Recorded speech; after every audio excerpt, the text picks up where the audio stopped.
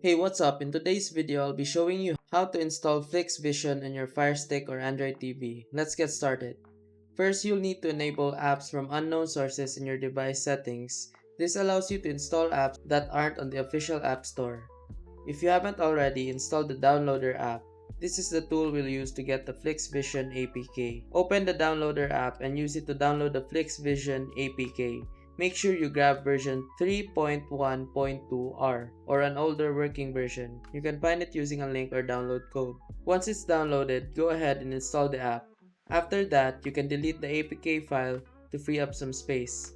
Open Flix Vision and you'll have access to all kinds of content, movies, TV shows, live TV, and even anime.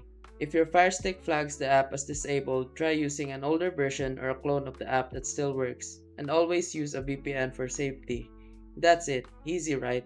Thanks for watching and don't forget to like and subscribe for more tips.